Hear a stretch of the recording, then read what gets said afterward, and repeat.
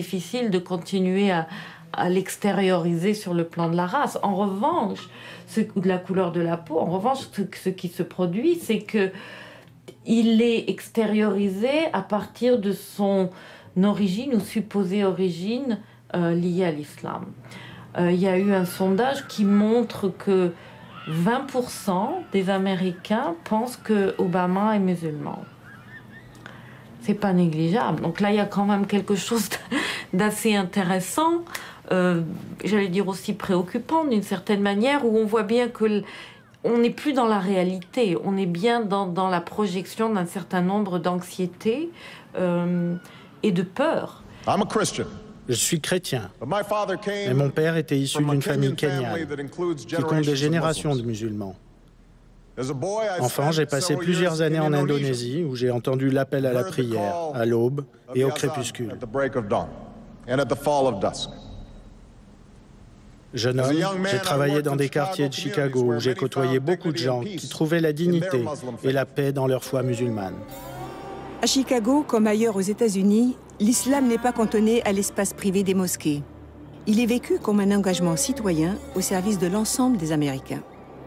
Un imam a un travail unique ici aux États-Unis. Il n'y a pas qu'une seule façon typique et traditionnelle de comprendre le rôle d'un imam. La raison en est que la mosquée et l'imam jouent un rôle qui répond à tous les besoins de la communauté et pas seulement de la communauté musulmane. Nous voyons au-delà des services que nous fournissons à notre propre communauté. Nous pensons que nos services devraient s'adresser au public et que tout citoyen américain devrait également en bénéficier.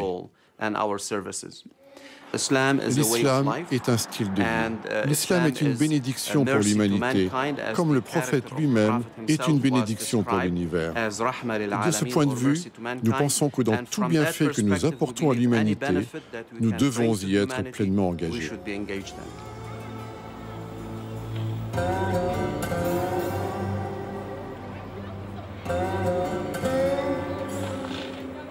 Dans l'islam, il faut qu'on soit extrêmement honnête dans notre travail, et très rigoureux et efficace et excellent. Et d'un autre côté, au niveau extra-professionnel, vous avez la possibilité justement de servir la société en tant que musulman. Il ne suffit pas seulement de prier vos 5 prières par jour, de donner des zakats, mais quotidiennement de faire ce travail rigoureux d'aider, que ce soit dans des organisations, que ce soit de l'aide humanitaire, que ce soit apporter à manger, partager à manger avec son voisin, ses amis, etc. Que ce soit des musulmans ou non musulmans. De s'éduquer. Le premier mot qui a été révélé au prophète Mohammed a été « Iqra ». Iqra, lis au nom de ton Dieu, lis. L'éducation, la connaissance est extrêmement importante, puisque l'ignorance est la pire des calamités pour l'homme.